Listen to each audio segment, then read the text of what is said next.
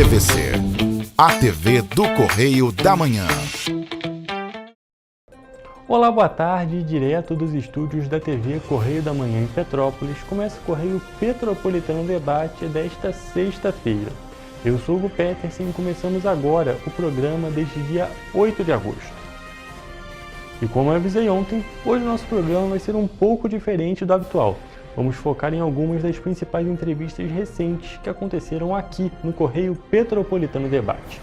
Na nossa primeira entrevista, vamos conversar com Vivi Pereira sobre a situação muito preocupante da ONG Somos Todos Protetores. Depois, vamos destacar o trabalho de um grupo de estudantes petropolitanos da Unifaz-FMP sobre o feminino na sociedade. Essa entrevista é com Regina Bortolini e Ana Beatriz Gonçalves.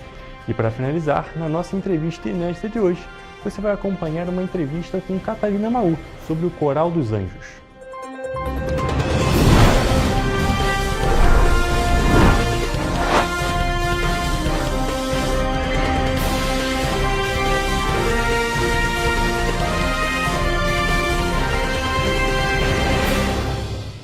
E já estamos aqui ao vivo com a Virgínia Pereira, que vai conversar um pouco com a gente.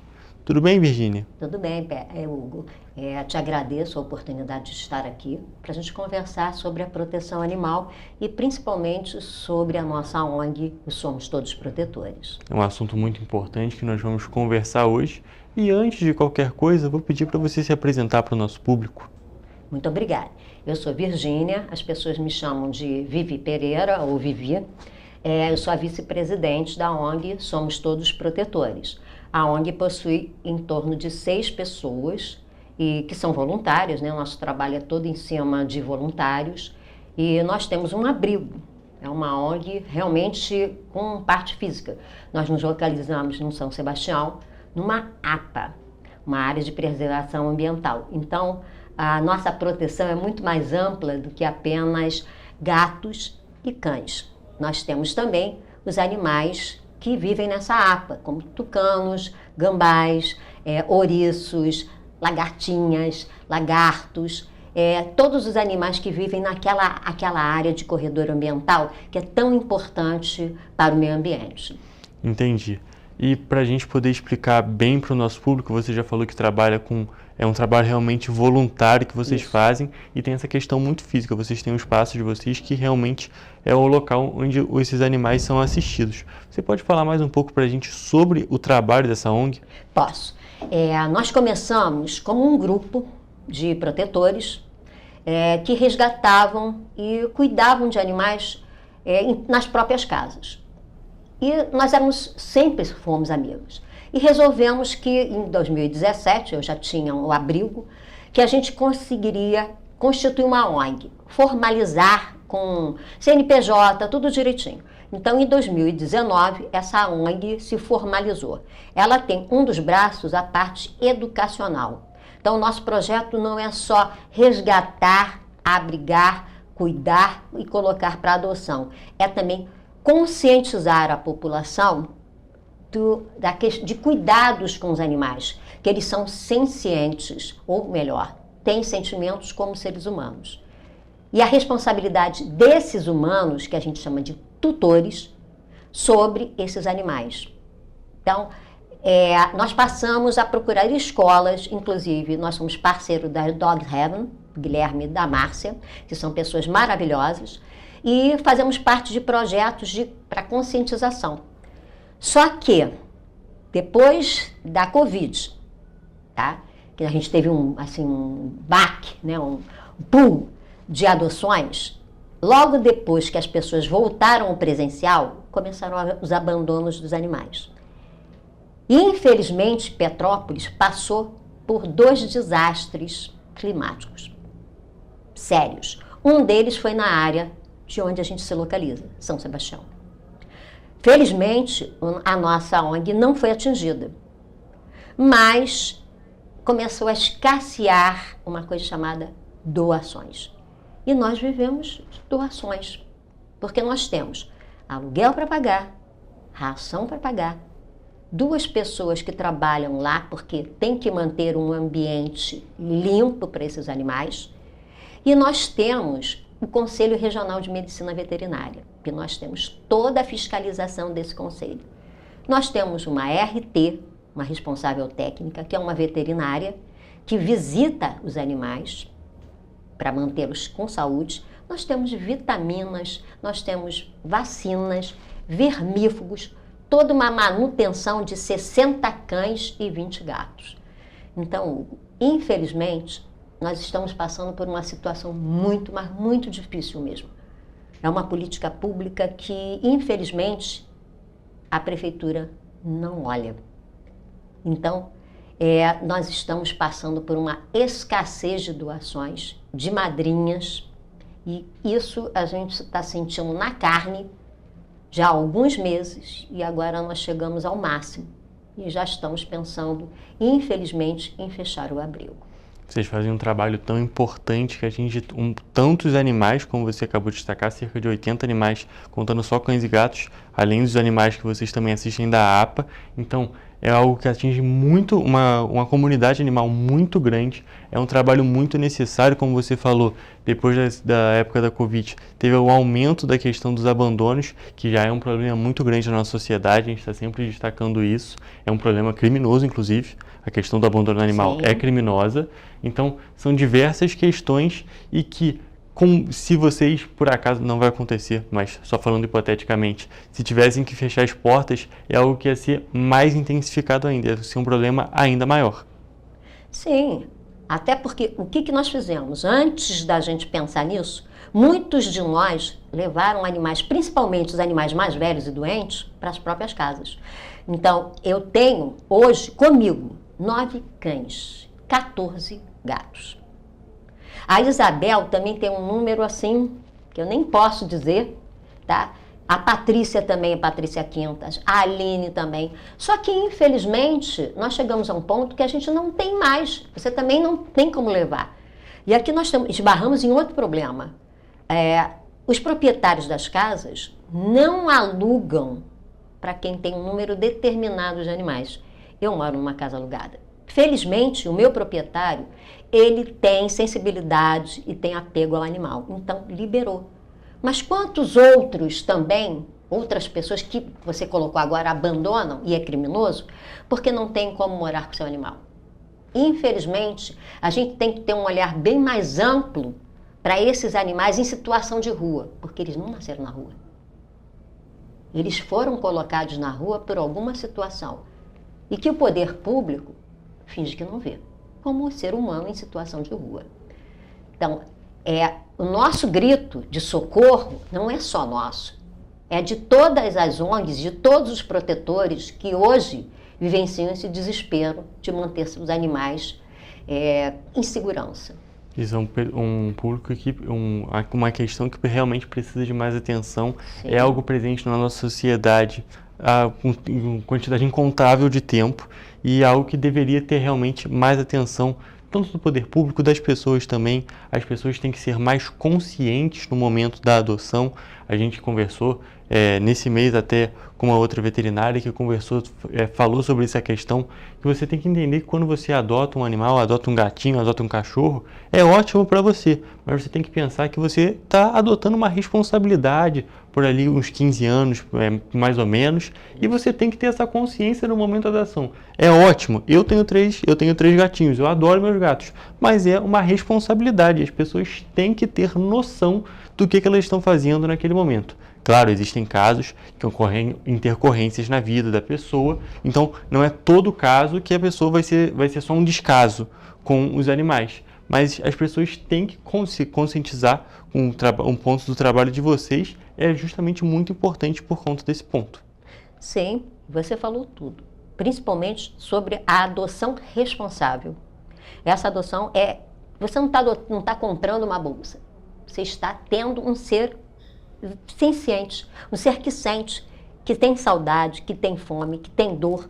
Então, é como se você adotasse, vamos fazer um comparativo para ficar mais claro, uma criancinha, tá? Você está adotando uma criancinha, que você falou, de repente por 15, quem sabe até, eu já vi animais, gatos, felinos, com 20 anos.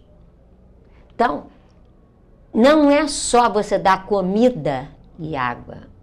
Você tem que ter toda uma visão de amor, de compreensão sobre esses animais e quanto eles interferem na tua vida. Eu já vi animais salvarem humanos que estavam em depressão e graças a esses animais, durante a pandemia, essas pessoas não causaram a si próprios coisas piores. Então, o animal, ele tem toda uma sensibilidade, ele é um ser que ama sem pedir nada. É verdade. E olha, a gente está destacando esse ponto da adoção responsável e a gente sabe que esse é o ideal. A adoção responsável é o que vocês estão trabalhando com as questões educativas, com os pontos educativos indo nas escolas, que é o que a nossa sociedade tem que ir aprendendo cada vez mais. Só que, infelizmente, ainda não é uma realidade. Então a gente vive com essas questões, vive com os abrigos que têm um papel fundamental na nossa sociedade e, infelizmente, como você já falou, está passando por dificuldades. Tem alguma maneira das pessoas ajudarem, apoiarem o abrigo de vocês? Tem sim. Nós gastamos em torno hoje de R$8.000 para mantê-los, tá? O que nós precisamos? Voluntários. Pessoas que nos ajudem nas feiras de adoções. Pessoas que nos ajudem a replicar as nossas postagens no Instagram e no Facebook, nas mídias. Nós precisamos de visibilidade. E nós precisamos de madrinhas e padrinhos. Por quê? Nós temos animais que já são idosos. Ter um abrigo é o ideal? Não, é o que você falou. O ideal é eles terem um lar, eles conseguirem um tutor. Mas, infelizmente, animais idosos, animais, cães e gatos pretos, cães e gatos malhados, eles não são adotados. Gatos com felve ou com FIV não são adotados. Animais que tiveram a perda de um órgão, uma pata, não são adotados. Então, esses animais acabam ficando no abrigo. Eles são esquecidos. Tá? E a gente precisa mantê-los. E a gente precisa de remédio, a gente precisa de comida, de ração. Ração está cara. Apesar da gente conseguir com um fornecedor mais em conta, mas está cara. Então, nós precisamos muito de doações. Qualquer valor. Sempre mas o valor que eu tenho é pouco. É pouco para a pessoa, mas é muito para nós que não temos nada. Se você falou que precisam de R$8.000 para sustentar o abrigo. Isso. Se 8.000 pessoas doarem R$1 cada um, já resolve. É um nadinha, mas todo nadinha é importante que viram muito. Isso aí. Se a gente conseguisse padrinhos, vamos dizer, padrinhos ou madrinhas que pudessem doar R$20.000, olha quanto a gente teria. Eu tenho 6.800 seguidores no meu Facebook. Se todo mundo contribuísse com um pouquinho, R$1, já era praticamente todo o custo do abrigo mensal. Isso aí. E como que essas pessoas podem procurar vocês para tentar colaborar, para fazer essa doação? Bom, nós temos o nosso Facebook, né? Somos Todos Protetores, é fácil de achar. E nós temos também o Instagram, @Somos Todos Protetores. Nós também vendemos alguns produtos. Posso mostrar? Pode, claro, por favor. Esse aqui eu vou deixar para você, tá? Tá bem. Então, é essa bolsinha, tá? Nós temos canecas e nós temos essas camisetas. Então, isso retorna tudo em prol dos nossos animais. Aqui, isso é para você, querido. Muito obrigado pela oportunidade.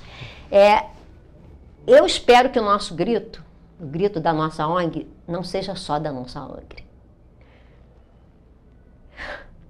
Com certeza, com a nossa conversa, mais pessoas vão poder ajudar, mais pessoas vão conhecer. Tem muita gente que pode ser queira ajudar também e ainda não conhece. E aqui vai ter esse espaço, esse momento para as pessoas darem mais atenção, pararem um momentinho para pensar e que mesmo que não seja fazendo a contribuição financeira. Como a Evi já tinha falado para a gente, Você fazendo compartilhamento de uma postagem, você falando para as pessoas que você conhece do trabalho do Somos Todos Protetores, já vai ajudar muito. É um ponto muito importante para a nossa sociedade, é uma questão que infelizmente é uma realidade, então a gente precisa ajudar da maneira que pode, seja com a contribuição, seja com a divulgação, seja falando para o amigo, que é um ponto muito importante e que precisa de uma atenção nesse momento que, como a Vivi falou, está bem complicado. Realmente. Desculpe a minha emoção, mas só em pensar que esse abrigo vai fechar e que a gente não vai ter para onde levá-los, é lógico que a gente jamais vai deixá-los em situação de rua. Mas esses animais, eles estão acostumados a ter o carinho da gente, a ter o espaço deles. É maravilhoso, é uma cama, não é, mas é um espaço seguro. Se você tiver a oportunidade de ir lá visitar, você vai ver que é tudo limpo, é tudo desinfetado. Eles têm a ração dele 2 vezes por dia e eles não ficam presos nos canis. Eles passeiam por grupos, eles brincam, porque, como eu falei, é uma área de preservação ambiental. Então, a parte que é a preservação ambiental é fechada, para que eles não tenham acesso aos animais silvestres. Mas a outra parte, que é um terreno imenso, eles correm, eles brincam lá. A gente tenta botar bolinhas, coisas para eles brincarem, né? Porque animal, ele gosta de brincar, como uma criança. Então, só em pensar que isso eles vão perder, que é um pouco, eu realmente me sinto extremamente mal. Mas não vai acontecer não, as pessoas vão ajudar, vai ter esse momento de atenção, porque realmente é algo necessário. Vivi, muito obrigado por ter conversado com a gente aqui. É um assunto muito importante que a gente tem que levar para o máximo de pessoas possíveis. Eu que te agradeço por esse espaço e agradeço a todos vocês que estiveram comigo nesse momento e espero que vocês entendam a importância desse abrigo e de todos os outros que existem em Petrópolis. Muito obrigada. E agora vou reforçar mais uma vez, pedir para quem puder fazer a contribuição, procurar o Somos Todos Protetores no Facebook e no Instagram. Somos Todos Protetores no Facebook e @Somos Todos Protetores no Instagram, que realmente é algo necessário e é um problema que é muito presente na sociedade e que com esses abrigos ele pode ser um pouco diminuído, pode ser um pouco, vamos dizer, os impactos podem ser menores. Esses abrigos fazem um papel essencial. E agora vou encerrar a nossa primeira entrevista de hoje, mas o Correio Petropolitano Debate volta depois do intervalo.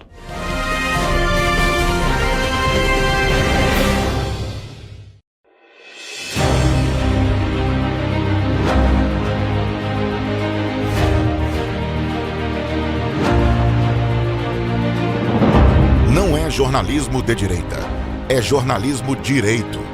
Correio Petropolitano. Tudo que seu jornal não deveria ter deixado de ser. Todos os dias, em uma banca perto de você.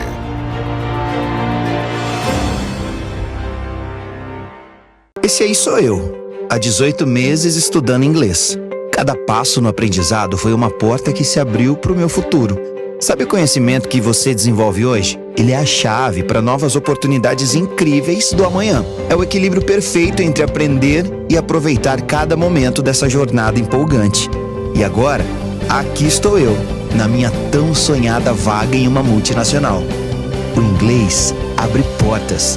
Fale Minds. Para ter mais qualidade de vida, conte com a maior rede de academias de Petrópolis. Aqui na Corper, com uma mensalidade, você utiliza todas as unidades: Centro, Bingen, Itamaraty e Itaipava. Com planos a partir de R$ 95,00.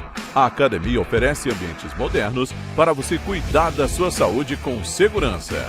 Os espaços contam com dezenas de aparelhos de musculação, diversos equipamentos para aeróbico e funcional, além, é claro, de profissionais qualificados e uma extensa grade de aulas coletivas, que inclui dança, bike, jump, wolf fit, step fit, entre outras. Nossas estruturas são equipadas com salas de musculação e aulas coletivas, salas de avaliação física e nutricional, vestiários e estacionamentos amplos. Venha nos fazer uma visita e surpreenda-se. Petrópolis, uma cidade histórica que agora tem um novo ponto de conexão. O Correio Petropolitano se renovou e leva o que de mais importante acontece na cidade, de maneira mais ágil e acessível. Acesse as notícias de Petrópolis de maneira rápida e prática, onde quer que você esteja. Fique por dentro dos acontecimentos da cidade, da política, da cultura e muito mais. Correio Petropolitano. A informação de qualidade a um clique de distância. Acesse www.correiopetropolitano.com.br.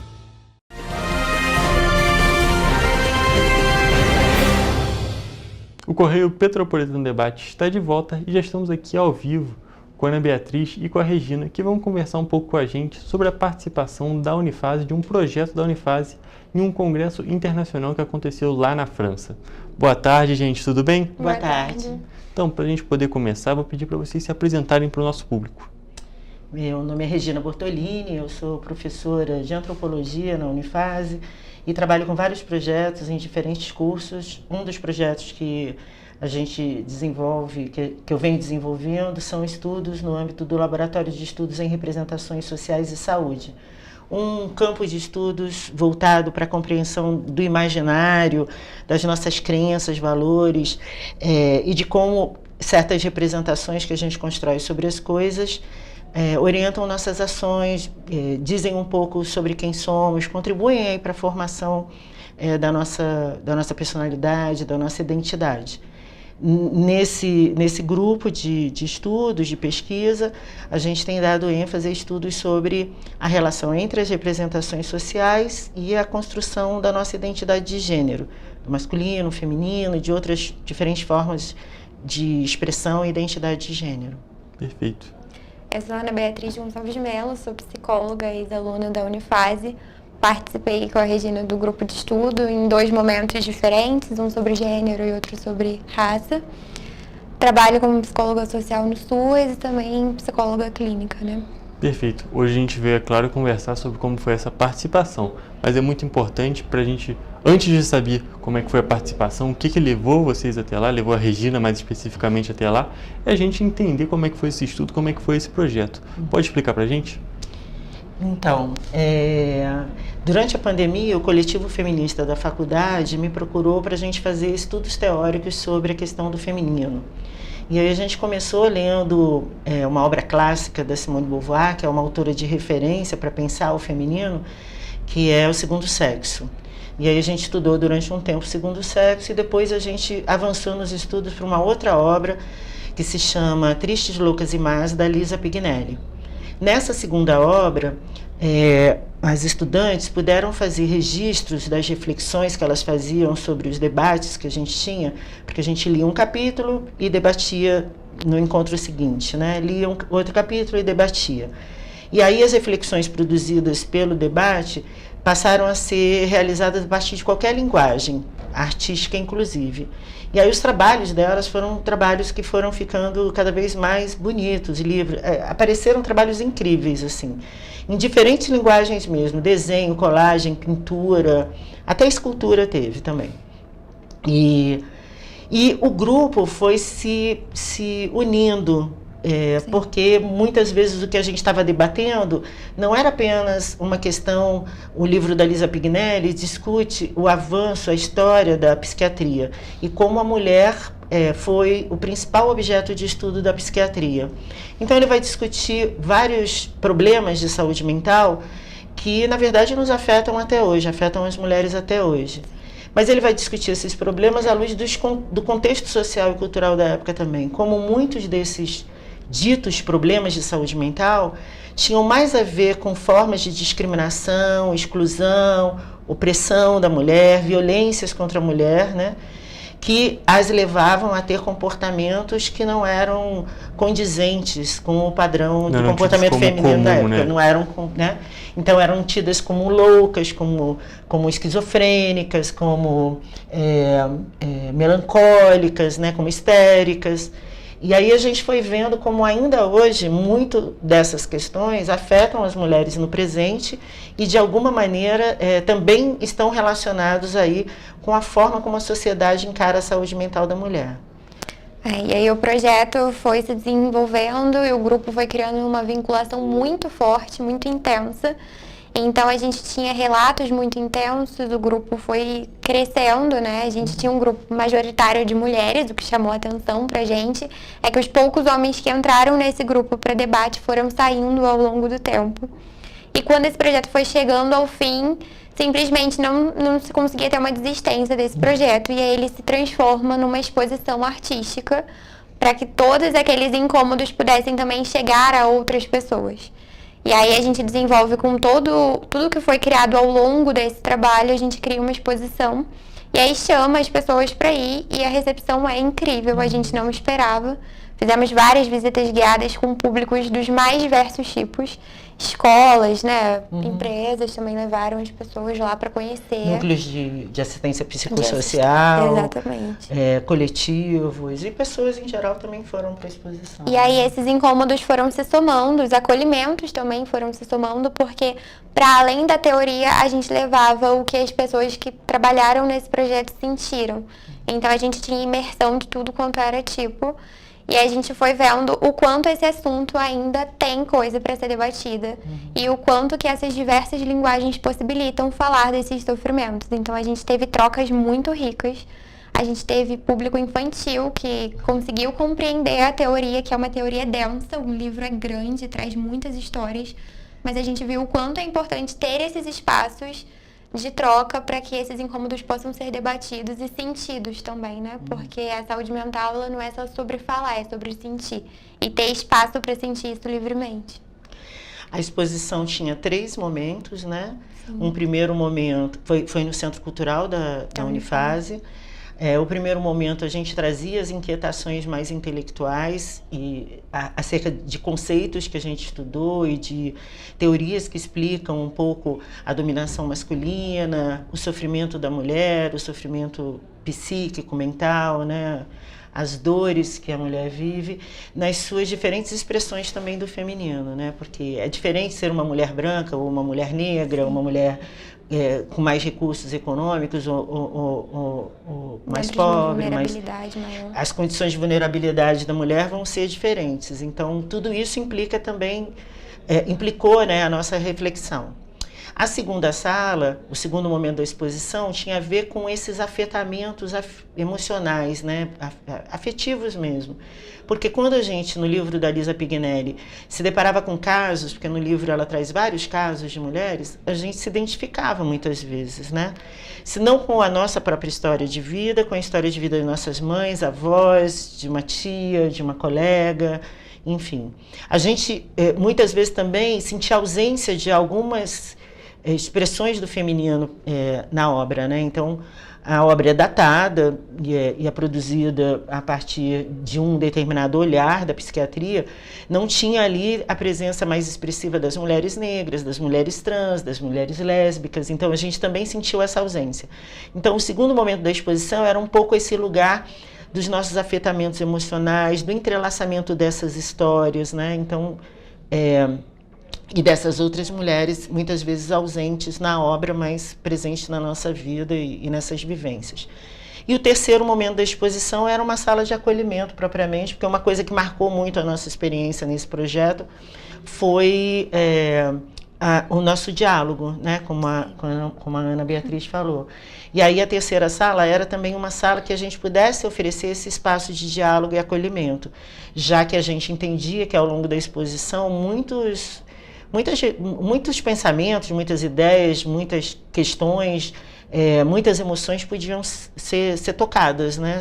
Serem provocadas. Então a gente queria que a pessoa também saísse da exposição sendo acolhida, né? Não só na angústia, na dúvida, né? Na agitação, mas também sendo acolhida e trouxesse suas inquietações, trocasse conosco. E aí a gente fez também, ao longo da exposição, várias rodas de conversa com mulheres que a gente entende que são mulheres incríveis, para debater com a gente temas que são sensíveis e que também muitas vezes as obras não trataram, por conta do momento e da abordagem que as obras traziam. Então foi uma experiência muito rica, porque ela foi integrando o estudo mais teórico, mais denso, né, que envolve a pesquisa teórica, envolveu o nosso debate, a nossa discussão, e em certa medida a minha orientação, né, então um pouco aí de uma camada de ensino, né, e com a exposição a gente transbordou, né, o espaço do grupo, da universidade, alcançou um público maior, ou seja, o que em geral cumpre o papel da extensão. Então também a gente, nessa experiência, viveu essa indissociabilidade, né, como a gente chama, nas 3 dimensões que a universidade abarca, que é a pesquisa, ensino e extensão. Isso também foi muito rico para todo mundo que estava envolvido no processo. Perfeito, queria destacar 2 pontos bem interessantes sobre esse projeto que agora, só escutando sobre, eu achei que o primeiro deles, a questão das diferentes linguagens que vocês permitiram utilizar, porque às vezes muitas coisas não estão só nas palavras, está numa pintura, está numa expressão, algo do tipo. Achei isso um ponto muito interessante, e a questão da integração com o público, para mim, é a cereja do bolo, porque é algo que consegue, a pessoa não só acompanha a exposição, não acompanha só os relatos, ela pode ter despertado alguma, como vocês me disseram mesmo, alguma inquietação no momento, e o momento de acolhimento ali é realmente o ponto perfeito, que consegue finalizar um ciclo ali. A pessoa vai lendo, a pessoa vai vivendo, vai acompanhando as coisas, e tem aquele momento ali. Achei espetacular, de verdade. A gente podia até continuar conversando mais, só que infelizmente a gente não está com muito tempo hoje. Queria, Regina, que você contasse pra gente como é que foi agora de fato o congresso. Então, a gente ficou muito feliz de ter o trabalho aprovado num congresso na França, né? O congresso foi em Brest, na Universidade de Bretanha, que é uma região da França, né? Que fica mais ou menos umas 4 horas de Paris. A receptividade foi muito boa. Ele é o principal congresso internacional no campo das representações sociais. Existiam só 6 trabalhos na área dessa relação entre linguagens artísticas, subjetividade, a construção da nossa identidade e as questões das representações. Então, se mostrou uma área inovadora, né? Com pouca publicação ainda, então uma área ainda rica para exploração no campo de estudo que a gente atua. O trabalho em si foi muito bem recebido por conta de toda essa complexidade, integração em diferentes camadas, né, e a sensibilidade que ele provocou, tanto nas participantes quanto no público que visitou. E a gente recebeu vários convites de parceria com outras instituições e de publicações. Então, isso também diz um pouco da qualidade do trabalho que a gente faz. Uma coisa que, às vezes, a gente sente quando está em Petrópolis, no interior do estado, né? Especialmente como professora universitária, muitas vezes a sensação de que a gente não está no centro do debate, nos grandes centros de produção de conhecimento.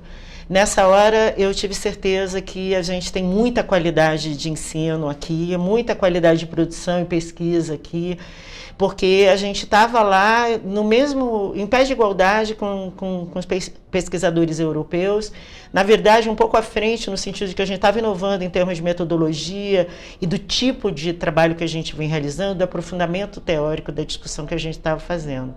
Então, me senti muito feliz, né, de poder levar o trabalho que a gente faz para lá, de poder ver esse trabalho reconhecido, mas antes de mais nada, do trabalho realizado anteriormente. Na verdade, isso foi a cerejinha do bolo, porque assim, a felicidade maior foi ver o quanto repercutiu, sabe, nas pessoas que viveram a experiência do estudo, da exposição, o quanto isso repercutiu positivamente na vida delas, na formação delas.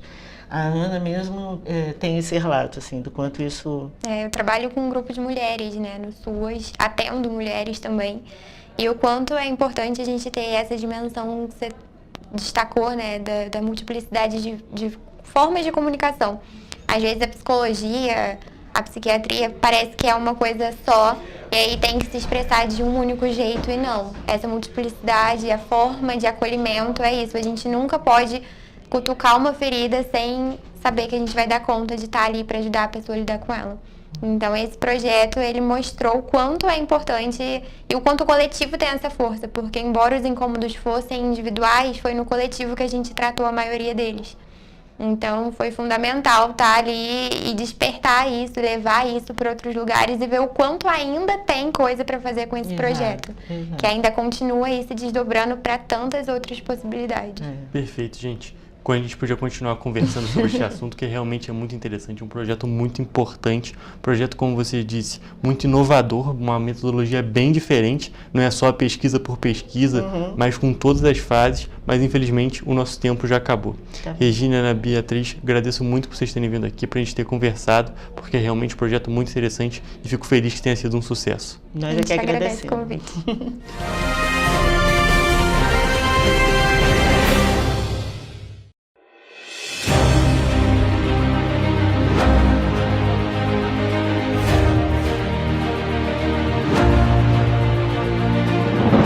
Não é jornalismo de direita, é jornalismo direito. Correio Petropolitano. Tudo que seu jornal não deveria ter deixado de ser. Todos os dias, em uma banca perto de você.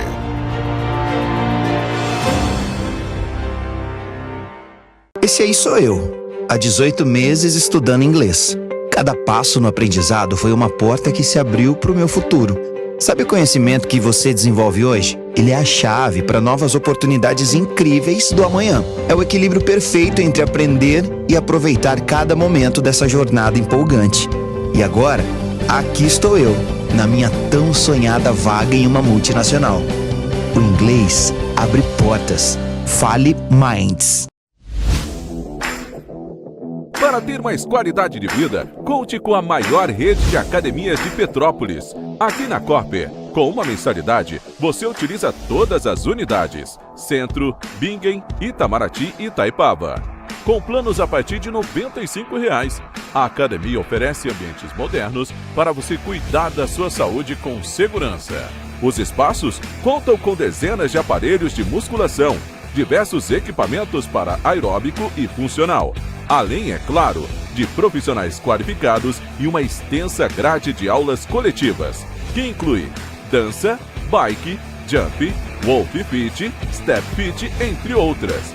Nossas estruturas são equipadas com salas de musculação e aulas coletivas, salas de avaliação física e nutricional, vestiários e estacionamentos amplos. Venha nos fazer uma visita e surpreenda-se! Petrópolis, uma cidade histórica, que agora tem um novo ponto de conexão. O Correio Petropolitano se renovou e leva o que de mais importante acontece na cidade, de maneira mais ágil e acessível. Acesse as notícias de Petrópolis de maneira rápida e prática, onde quer que você esteja. Fique por dentro dos acontecimentos da cidade, da política, da cultura e muito mais. Correio Petropolitano. A informação de qualidade a um clique de distância. Acesse www.correiopetropolitano.com.br.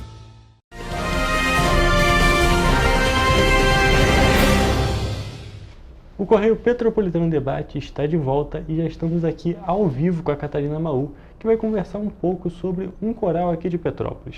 Boa tarde, Catarina, tudo bem? Boa tarde, muito obrigada aí por nos receber. Um prazer te receber aqui, um prazer conversar sobre cultura, conversar sobre música com você. Mas antes da gente começar a conversar de fato sobre o nosso assunto, que é o Coral dos Anjos, eu vou pedir para você se apresentar para o nosso público. Pois é, eu sou Catarina Maú, sou produtora cultural aqui na nossa cidade, na verdade formada em pedagogia, trabalhei muito tempo na educação também, e trabalho com produção em música, em audiovisual, muito em foco de literatura, porque eu sou escritora e editora da Bem Cultural e sou produtora também. Perfeito. Hoje, como eu já disse, nós vamos conversar um pouco sobre o Coral dos Anjos. Eu vou pedir para você explicar para a gente o que é o Coral dos Anjos. Coral dos Anjos é um projeto cultural que tem 90% do seu público-alvo, né? Os nossos coralistas são pessoas com deficiência, diversas deficiências, totalmente capazes e talentosos, né? Eu estou até com aquela camisa aqui que explica bem isso. Nós temos hoje 22 coralistas e ele foi idealizado e é coordenado, né, a parte de regência pelo músico Danilo Henriques. tem 2 professoras maravilhosas de música, que também são musicistas desse projeto, que é a Dandara e Tainara Claudino. Perfeito. Vou pedir para você explicar para a gente, você falou um pouco de idealização, você explicar de onde que surgiu o Coral dos Anjos. A gente que é da cultura, né, muitas vezes as oportunidades acontecem na nossa vida e a gente não sabe bem explicar. Se perguntar como é que a gente entra nisso, né, geralmente não é, em muitos casos não é assim, porque tivemos na família alguém, né? No caso do Danilo, que é o idealizador, ele começou trabalhando com um projeto musical na Escola Paulo Freire, que é uma escola para pessoas com deficiência, né, especial. E ali ele montou uma banda marcial, mas ele sentiu que as crianças, que a gente chama de crianças, né, eles queriam cantar. E esse projeto não foi à frente naquela época e ele se viu saindo da escola, né, sem um projeto continuado pela prefeitura naquela época, isso já tem quase 15 anos, né, e com esse público para atender. E ele não quis largar no caminho, então ele fez um projeto que é o Coral dos Anjos, nessa experimentação, qual era o melhor formato, então isso aí aconteceu. Não foi assim, primeiro a gente faz o projeto, depois o projeto acontece, não. Primeiro o projeto foi acontecendo e ele foi ganhando um corpo durante esse processo, e aí a gente tem hoje esse coral há 14 anos. Que legal, bem interessante ver que o coral já está há bastante tempo aqui e que ele também teve um início um pouco diferente, né? Ele surgiu, ele já começou existindo e depois só que ele ganhou um nome mais específico. Queria te perguntar um pouco sobre que tipo de música que se canta no Coral dos Anjos. Então, as pessoas têm assim um entendimento que pessoas, primeiro eu queria esclarecer isso, que pessoas com deficiência, elas são incapazes de realizar alguma coisa bem. Então, muitas pessoas recebem o coral pensando que vão encontrar isso. Pessoas com deficiência com muita dificuldade musical. Pelo contrário, o coral tem muitas vozes maravilhosas, tem muitos que tocam instrumentos e eles são totalmente capazes de fazer aquilo que eles fazem. Então, o coral ele acaba fazendo um repertório bem amplo, né? Nós temos um show pré-natal, a gente canta forró, muita música brasileira. No ano passado, através da Lei Paulo Gustavo, nós conseguimos gravar o primeiro videoclipe do próprio coral, porque o coral já participou de vários videoclipes de outros músicos, inclusive do Puro Pecado. Mas nós gravamos o primeiro videoclipe com uma música que foi doada aí pelo Rick Oliveira, né, do Tocaia, junto com o Julian, para o coral cantar, chamado Saladas. Então a gente canta músicas de artistas petropolitanos, músicas autorais, né, feitas especialmente para o coral, como tem o Daniel Pellegrini, ele fez uma música para o coral cantar, que fala das vozes do coral, mas também é samba, é tudo. Um grupo bem animado. Um grupo bem animado, um grupo bem eclético. Que gosta de música brasileira, é isso. É bem legal ver que também, além de gostar de música brasileira, gosta de música petropolitana, né? A gente tem que valorizar nossa cultura das mais diversas maneiras aqui, porque a cultura move na cidade, a cultura é a nossa identidade, não é mesmo? Isso eu queria até comentar que o coral realiza, né? Esse ano a gente vai ver se vai conseguir fazer isso, porque é bem trabalhoso, mas já fez assim mais 10 edições do Coral dos Anjos e Amigos. Quando o coral recebe no palco vários artistas da cidade cantando com o coral dentro de um espetáculo de uma noite ou duas, e aí sim, cada um no seu estilo. Então o coral vai se adaptando aos estilos de cada um dos convidados para cantar junto durante esse show que chama Coral dos Anjos e Amigos, valorizando sim a cultura da nossa cidade, que é muito potente. É verdade, é muito potente e esse é um evento muito legal, muito diferente, né? Muito. É muito diferente e muito legal a gente ver que realmente existe, e como você falou, já tiveram 10 edições, então é um evento que sem dúvida nenhuma é um sucesso para estar acontecendo há tanto tempo. E é uma grande produção, né? Porque na verdade são 30 pessoas praticamente envolvidas quando tem convidados. Já são 22 coralistas, mais 3 professores no palco, quer dizer, já temos 25 pessoas no palco. Realmente. Só com o coral. É algo muito significativo mesmo. Eu queria te perguntar, antes da gente falar mais do coral atualmente, falando mais do coral no geral, qual é a importância desse coral para a cultura e também para as pessoas que realmente participam dele? O coral ele é super importante, primeiro porque ele mostra esse lado da inclusão real, né? porque o coral tem muitas pessoas ali que precisam estar incluídas na sociedade, nas grandes festas, nos melhores palcos, né? Porque tem arte, porque são músicos, né? E o coral tem essa oportunidade. Ele é muito importante para as famílias, os familiares desse coral, porque quando uma pessoa tem na sua família alguém com deficiência, muitas vezes ela é excluída desse contato social. Os pais ficam meio sem saber como é que vão promover a sociabilização dessa pessoa na nossa sociedade, que muitas vezes é muito violenta, agressiva e promove bullying, né?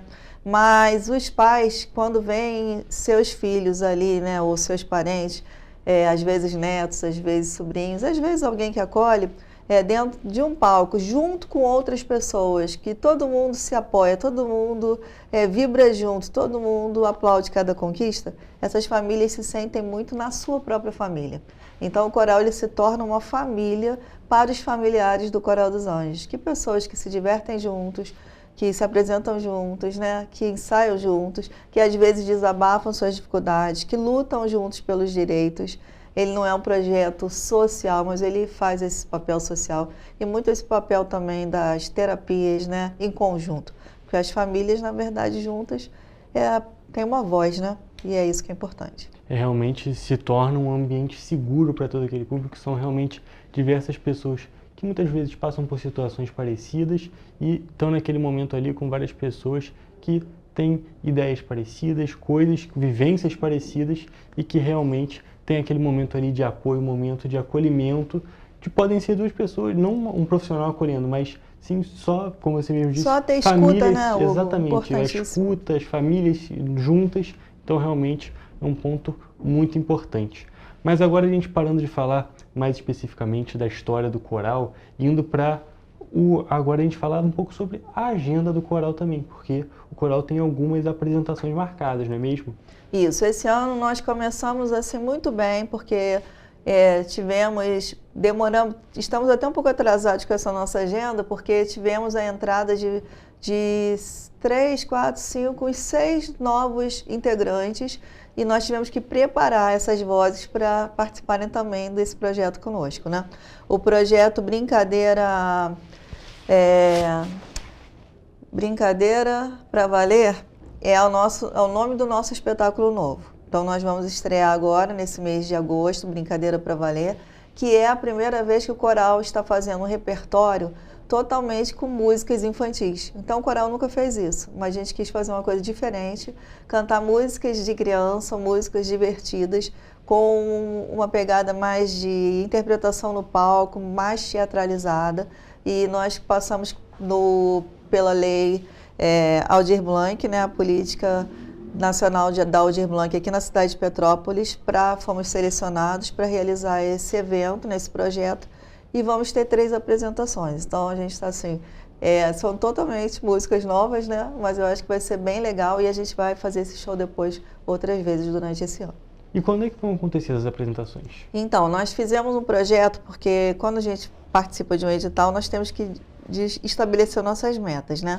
Então, nós vamos cumprir essas metas, que é uma apresentação no Lar Cotinha, que é uma casa de longa permanência para pessoas idosas, que tem lá perto do Cremeri. Nós vamos começar, acho que dia 18. Depois nós vamos ter a única apresentação aberta dessas 3 apresentações, que vai ser no Centro de Cultura Raul de Leônio. Nós ficamos debatendo muito que dia da semana faríamos, mas resolvemos fazer então no dia 20, que é um dia de semana, para privilegiar que as escolas que lidam com pessoas com deficiência também possam levar essas pessoas para assistir. Então vai ser no Centro de Cultura Raul de Leônio. E depois a gente vai ter no início do mês, no CIEP de Correias, CIEP Cecília Meirelles, porque nós achamos muito importante que os adolescentes também conheçam a capacidade que têm as pessoas com deficiência dentro de um coral e fora dela, né? E em todas essas 3 apresentações, eu e Danilo Henriques, que é o regente, vamos fazer uma pequena palestra para o nosso público após sobre capacitismo, sobre acessibilidade, o que a gente pode fazer para ajudar que o mundo seja mais inclusivo e mais democrático para todas as pessoas. Perfeito, muito legal, inclusive essa ideia da palestra depois, que vai ter, claro, a parte cultural, a parte musical. Muita gente vai para ver justamente isso. mas também é muito importante a segunda parte, a parte mais instrutiva, ensinar realmente para as pessoas, fazer que as pessoas tenham mais consciência sobre certos tópicos, que são certas coisas que já deviam estar estabelecidas na nossa sociedade há muito tempo. Sim. Mas já que ainda é uma questão, acaba sendo uma questão, é muito bom que a gente tenha palestras como essas que vão acontecer. E eu só quero te perguntar, no dia da apresentação do dia 20 no Centro de Cultura, é aberto para todo o público? Nós vamos vender, nós temos assim, o projeto ele tem que ser todo escrito direitinho, né? A gente vai acolher os responsáveis pelos nossos coralistas, né?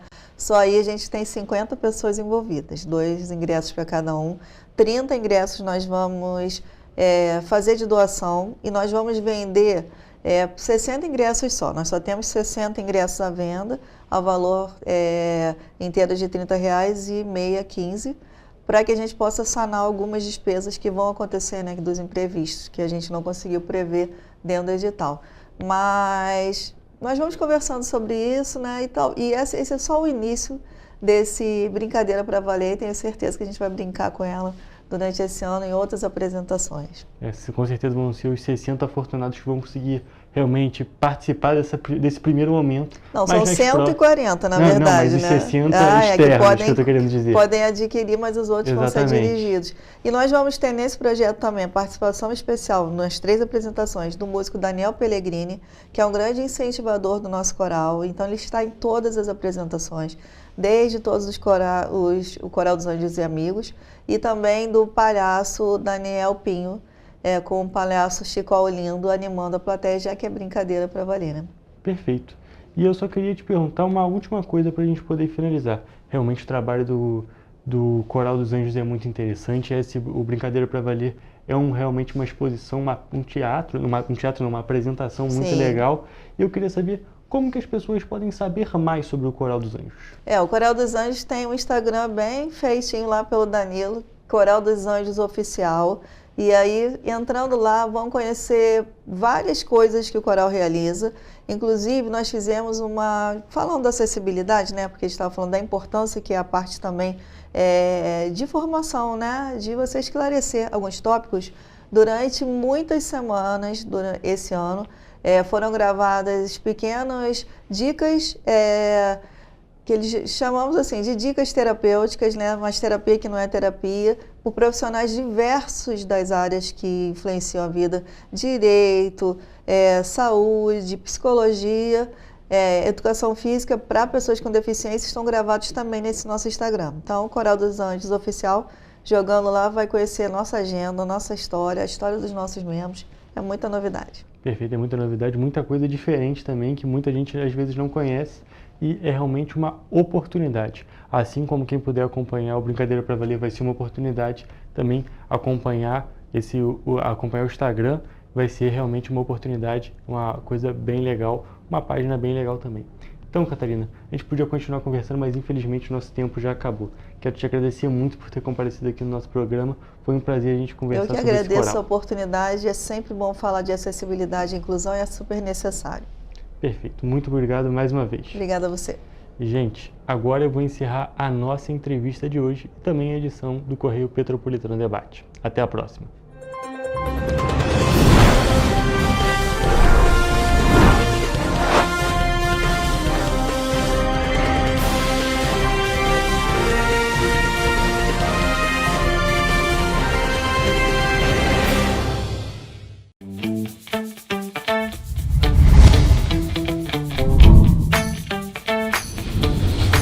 TVC, a TV do Correio da Manhã.